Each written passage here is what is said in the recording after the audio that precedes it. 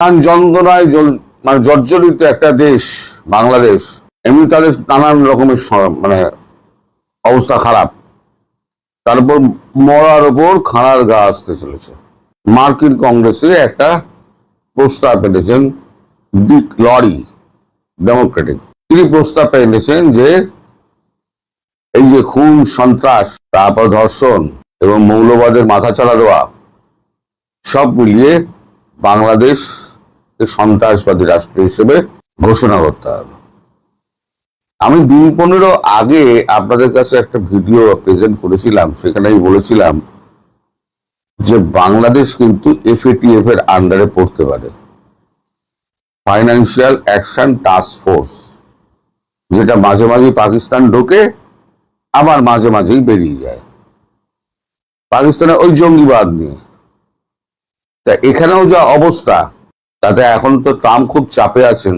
এক হচ্ছে ভেনেজুয়েলা নিয়ে বিতর্ক, দুই হচ্ছে ইউক্রেনের যুদ্ধ উনি দাবি করেও উনি থামাতে পারেননি, ভোটের আগে দাবি করেছিলেন 3 দিনে থামিয়ে দেবো।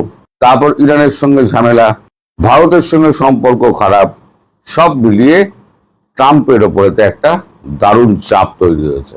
এখন সেই চাপটাকে কাজে লাগাচ্ছে ডেমোক্র্যাটরা, ফলে রিপাবলিকানরা এখন একটুখানি মানে খারাপ অবস্থায় রয়েছে যাকে বলা যায়। এখন এটা যদি সত্যি সত্যি সংসদে যদি মার্কিন কংগ্রেসে যদি এটা প্রস্তাব পাশ হয়ে যায়, তাহলে কিন্তু বাংলাদেশের উপরে অর্থনৈতিক নিষেধাজ্ঞা আসতে পারে। আর অর্থনৈতিক নিষেধাজ্ঞা মানে সমস্ত রকমের সাহায্য বন্ধ, কোনো দেশ থেকে কিছু কিনতে পারবে না, মানে আমাদের ভারত থেকেও কিনতে পারবে না, এবং কেউ কিছু দেবেও না FATF এর আন্ডারে ফেলে দিলে। এতে গেলে একটা সাইড, এবং ঘটনার দ্বিতীয় সাইড হচ্ছে তারেক রহমানের ভারতে আসা নিয়ে একটা বিতর্ক তো চলছেই। এই বিতর্কের মূল কেন্দ্রে রয়েছেন খলিলুর রহমান, তাকে তো আমেরিকা বসিয়েছে, এবং ভারতের সঙ্গে অজিত দোভালের সম্পর্ক ভারতও এর মধ্যে কিছুটা হেল্প করেছে। এখন খলিলুর রহমান তিনি তুর্কি যাচ্ছেন, গিয়ে তিনি নানান রকম এগ্রিমেন্ট করছেন, চায়না যাচ্ছেন, নানান রকম এগ্রিমেন্ট করছেন, পাকিস্তান যাচ্ছেন, নানান রকম কথা বলছেন। এবার তাকে রিজাইন করতে বলা হয়েছে। তারেক রহমান বলেছেন আপনি রিজাইন করুন, সে নারাজ। এখন জাতিসংঘের সঙ্গে যিনি জড়িত তাকে ঝপ করে বরখাস্ত তো করা যায় না, ফলে তারেক রহমান খুব মুশকিলে পড়েছেন। এখন তারেক রহমান তার সঙ্গে জুড়ে দিয়েছেন একটা লেজুর, প্রেসার কুকার বোমা। এই সমস্ত উদ্ধার যদি হয় এবং বাস যদি করে, 2-4টে বোধহয় মারা গিয়েছেন, একটা এরকম খবর একটা পেলাম, কোনো মাদ্রাসার সামনে একটা মারা গিয়েছে, বিস্ফোরণ হয়েছে, সেখানে 5 জন ছাত্রছাত্রী আহত হয়েছে। কতটা কি কতটা ভুল আমি জানি না, কারণ আমাদের কাছে তো খবরের কাগজ আসে না, আর মিডিয়া সব কথা তো আমাদেরকে বলে না। যার যেটা ইস্যু থাকে সেই ইস্যু নিয়ে কথা বলে, আমাদের পক্ষে জানাটা একটুখানি মুশকিল। কিন্তু এই সার্বিক পরিস্থিতির মধ্যে মানে আমার মনে হচ্ছে পৃথিবীর ইতিহাসে বোধহয় এটা একটা প্রথম দেশ যেটা একটা উন্নয়নশীল দেশ থেকে 2 বছরের মধ্যে একদম অর্থনৈতিক দিক দিয়ে তলিয়ে যাওয়ার মতো অবস্থা। পৃথিবীতে আর কোনো দেশ নেই এত তাড়াতাড়ি 2 বছরের মধ্যে। আর এর প্রধান কারিগর তিনি হচ্ছেন ডক্টর মোহাম্মদ ইউনূস। তারেক রহমান কি তার বিরুদ্ধে কোনো ব্যবস্থা নিয়েছেন? কোনো ব্যবস্থা নেননি। তিনি প্রেসিডেন্ট হচ্ছেন না, তাহলে তার SSF তুলে নেওয়া হবে। এখন যে একটা মামলা হয়, এর আগে মামলা হয়েছিল, অ্যাকসেপ্ট করা হয়নি।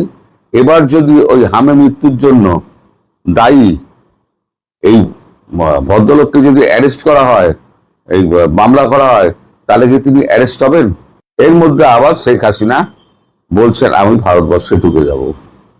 সব মিলিয়ে তারেক রহমানের অবস্থা এখন খারাপ। তারেক রহমানের কিন্তু ভারতবর্ষে আসার কোনো রকম ইচ্ছেই নেই। আপনারা যতই দাবি করুন না কেন, আমি এখানে দেখিয়ে দিচ্ছি রণদীপ জয়সওয়াল কি বলেছেন। রণদীপ জয়সওয়াল বলেছেন আমরা চিঠি দিয়েছি, আমরা ওনাকে আমন্ত্রণ পত্র দিয়েছি, আমরা বিমস্টেকের সভাপতি হিসেবে আমন্ত্রণ পত্র দিয়েছি।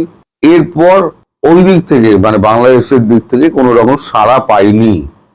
যখন সাড়া পাবো তখন আমরা ব্যবস্থা নেব। ওরা এটা আমি দিয়ে দিলাম।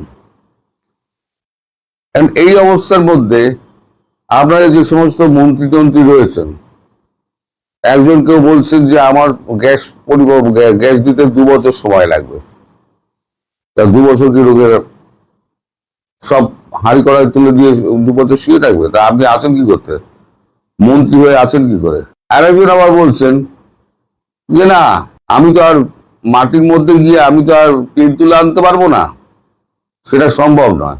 তো এরা এই যে নির্লজ্জ যে সমস্ত মন্ত্রীরা রয়েছে, বিদ্যুৎ মন্ত্রী বিশেষ করে টুকু, সে গতবারও যে কাণ্ড করেছিল এবারেও সেই কাণ্ড করেছে। সুতরাং তারেক রহমানকে নির্দোষ এই কথাটা আপনি বলবেন কি করে?